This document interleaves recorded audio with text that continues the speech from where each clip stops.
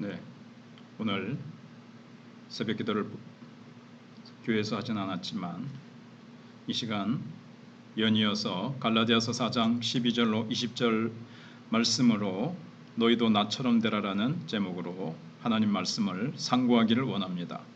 먼저 말씀을 봉독해 드리겠습니다. 형제들아, 내가 너희와 같이 되었은즉 너희도 나와 같이 되기를 구하노라. 너희가 내게 해롭게 하지 아니하였느니라. 내가 처음에 육체의 약함으로 말미암아 너희에게 복음을 전한 것을 너희가 아는 바라. 너희를 시험하는 것이 내 육체에 있으되 이것을 너희가 업신여기지도 아니하며 버리지도 아니하고 오직 나를 하나님의 천사와 같이 또는 그리스도 예수와 같이 영접하였도다. 너희의 복이 지금 어디 있느냐? 내가 너희에게 증언하노니 너희가 할 수만 있었더라면 너희의 눈이라도 빼어 나에게 주었으리라. 그런즉 내가 너희에게 참된 말을 함으로 원수가 되었느냐? 그들이 너희에게 대하여 열심내는 것은 좋은 뜻이 아니요 오직 너희를 이간시켜 너희로 그들에게 대하여 열심을 내게 하려 함이라. 좋은 일에 대하여 열심으로 사모함을 받음은 내가 너희를 대하였을 때뿐 아니라 언제든지 좋으니라. 나의 자녀들아, 너희 속에 그리스도의 형상을 이루기까지 다시 너희를 위하여 해산하는 수고를 하노니 내가 이제라도 너희와 함께 있어 내 언성을 높이려 함은 너희에 대하여 의혹이 있음이라. 아멘. 오늘 말씀의 주제는 예수님께서 자기를 버려 우리를 살리셨듯이 바울도 자신을 내주어 성도를 위해 수고한다는 것입니다. 핵심 질문은 은혜와 믿음으로 얻는 구원을 전하기 위해 바울은 어떻게 살았습니까? 이것을 우리가 마음에 염두에 두고 생각해 봅시다. 중요한 말일수록 말로는 안 통합니다. 논리로도 부족합니다. 보여주어야 합니다. 열매를 맛보게 해주어야 합니다. 메시지를 전하는 사람, 메신저라고 하죠. 사이에 간극이 없어야 합니다. 바울의 삶을 보십시오. 거짓 교사들과는 달리 바울은 자신의 복음을 전할 때 어떤 태도를 보였습니까? 왜 자신처럼 되라고 할 수 있었을까요? 첫 번째로 생각할 것은 바울을 본받는 삶입니다. 바울은 진리를 전했고 좋은 의도로 복음을 전했습니다. 사도 바울은 이제 자신처럼 갈라디아 성도들도 자신이 전한 복음을 받아달라고 권면합니다. 바울이 연약할 때도 업신여기거나 버리지 않고 천사나 예수님을 대하듯이 해주었던 때처럼 자신의 복음을 받아주기를 바랍니다. 전도자가 전한 복음을 그 의도 그대로 받아주는 것이 전도자를 향한 최대의 환대입니다. 여기 참고로 내가 연약할 때라고 쓴 표현은 우리가 추측하기를 바울이 전도 여행을 하면서 아주 높은 산맥을 하나 넘었습니다. 그러면서 너무 힘들었었고 거기서 어떤 약해진 상태에서 풍토병을 얻었을 가능성이 있습니다. 그래서 몸조리를 좀 하기 위해서 갈라디아 쪽으로 좀 남쪽으로 좀 내려왔던 거죠. 그러나 그곳에서도 복음에 대해서 목말라 하는 영혼들을 보면서 바울이 복음을 전하기 시작했을 때 성령님께서 역사하셔서 그곳에 있는 영혼들이 아주 물을 만난 고기처럼 아주 복음을 잘 받아들였던 겁니다. 바울이 풍토병에 걸려서 아주 힘들고 어려운 상황 속에서도 너무나도 인간적으로 연약하고 불쌍한 상태가 된 그런 가운데서도 바울이 전한 복음을 잘 받아들였다는 겁니다.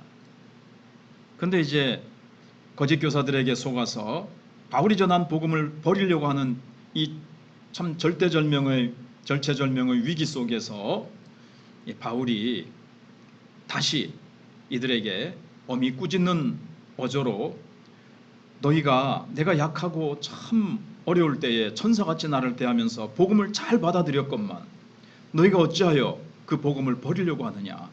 다시 내가 전한 그 복음을 받아주기를 원한다라고 전하는 겁니다. 그 다음에 두 번째로 바울과 원수되는 삶입니다. 바울이 전한 복음을 버린다면 그것은 바울을 버리는 일이 됩니다.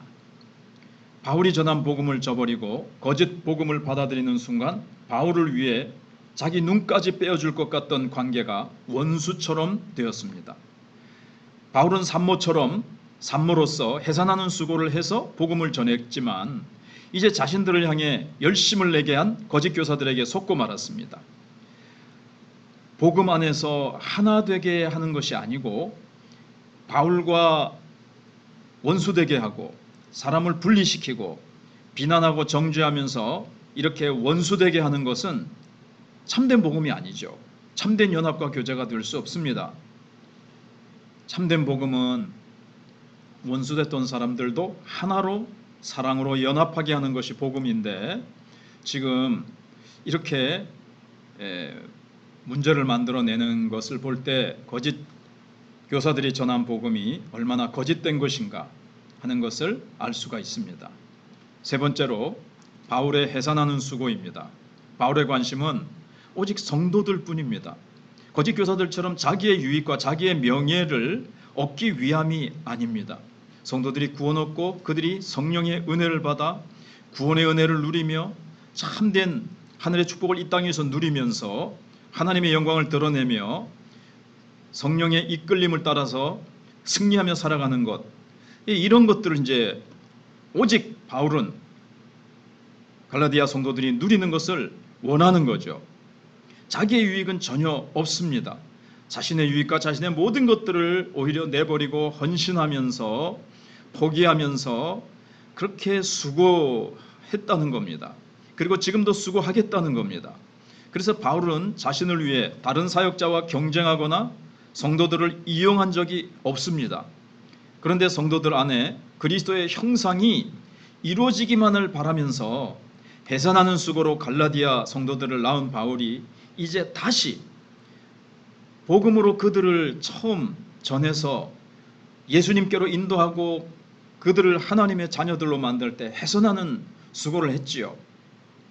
바울이 만든 건 아니지만 바울이 그런 수고를 통해서 하나님이 역사하셨습니다. 그런데 바울은 이제 더 이상은 못하겠다가 아니고 다시 너희를 위해서라면 해산하는 수고를 해야 되겠다.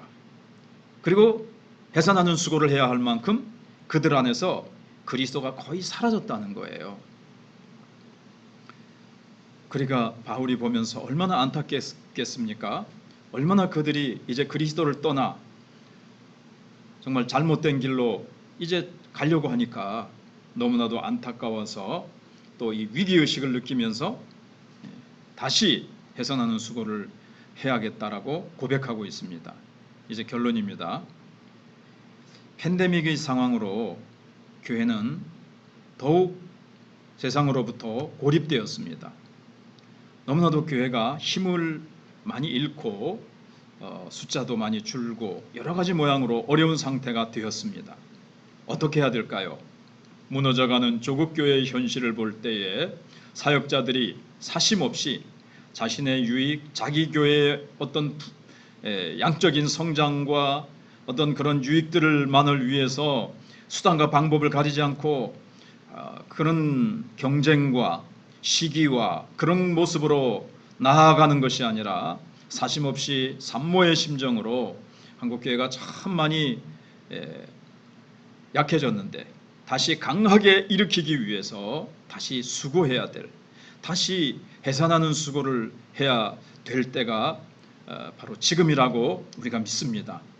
교회를 위해서 기도하고 우리 교역자들이, 목사들이, 사역자들이 힘있게 그렇게 오직 성도들을 위해서, 교회를 위해서, 무엇보다도 주님을 위해서 자신을 주님 앞에 불태워 드리는 아름다운 역사를 위해서 기도하시고 그렇게 헌신하는 한국교회, 조국교회가 되게 해달라고 간구하는 저와 여러분들이 되시기를 주님의 이름으로 축복합니다. 아멘.